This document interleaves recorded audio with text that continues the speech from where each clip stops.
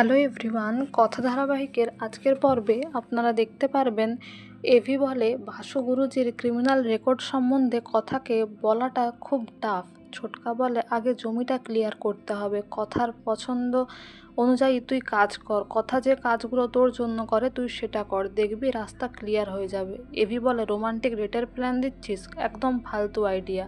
কিন্তু মনে মনে বলে এই আইডিয়াটা কাজ করতে পারে, কিন্তু ছোটকাকে বলা যাবে না, নয়তো ও ক্রেডিট নিয়ে নেবে। এদিকে কথা ঘরে এসে দেখে ঘরের চাদর গোছানো, সব পরিপাটি করে সাজানো।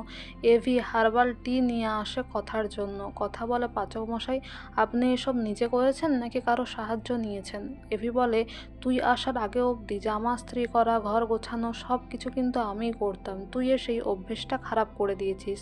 তোর জন্মদিনে কিন্তু সব আমি নিজের হাতে করেছিলাম। কথা বলে এই জন্মদিনটা কখনো ভুলবো না। একদিকে আনন্দের, আরেকদিকে এভি বলে তোকে আমি কিছু কথা বলতে চাই, কিন্তু তোকে আমি হার্ট করতে চাই না। যদি তুই প্রমিস করিস তুই কাঁদবি না, তুই কষ্ট পাবি না, তবেই তোকে আমি সে কথাগুলো বলবো, নয়তো না। তারপর কথা প্রমিস করলে এভি বলে যে বাসু গুরুজির সম্বন্ধে সে কিছু রিসার্চ করেছে, সেগুলো সে দেখাতে চায়। তারপর কথাকে বাসু গুরুজির ক্রিমিনাল রেকর্ড সবটাই দেখায় এভি ফোনের মধ্যে। আর কথা সেই সব দেখে আর ছোটকার বন্ধু যে সিঙ্গাপুর থেকে কনফার্ম নিউজ বলেছে সেগুলো শুনে কথা খুব ভেঙে পড়লে এভি বলে তুই কিন্তু কষ্ট পাবি না, তুই ওই মানুষটার সামনে গিয়ে দাঁড়াবি, মুখোমুখি হবি তুই। কথা বলে হ্যাঁ পাচক মশাই, আপনি আমার সঙ্গে থাকলে আমি সব পারবো। এভি বলে আমরা একসঙ্গে থাকলে কোনো বিপদ আমাদের ছুঁতে পারবে না। এদিকে রিচা জানাব আসে বাসু গুরুজির সঙ্গে দেখা করতে। আর রিচা বলে যে তুমি এভিকে ঠিক কী কী ইনফরমেশন দিয়েছো সেগুলো বলো, নয়তো তোমার বড় মেয়ে আর বাঁচবে না। তারপর জানাব বলে হ্যাঁ, তোমার বড় মেয়েকে মেরে তোমাকেই পার্সেল করে দেব। এদিকে বাসু গুরুজির ভাই মানে রিচার কাকাও সেখানে উপস্থিত থাকে।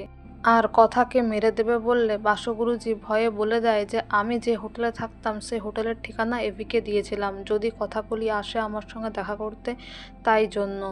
এদিকে এভি ফোন করতে থাকে সেই বাসু গুরুজির কন্ট্যাক্ট নাম্বারে, কিন্তু পায় না। তারপর হোটেলের ঠিকানাটা এভি দেখে আর কথাকে বলে চল আমরা হোটেলে গিয়েই ডাইরেক্ট মুখোমুখি তার সাথে কথা বলবো।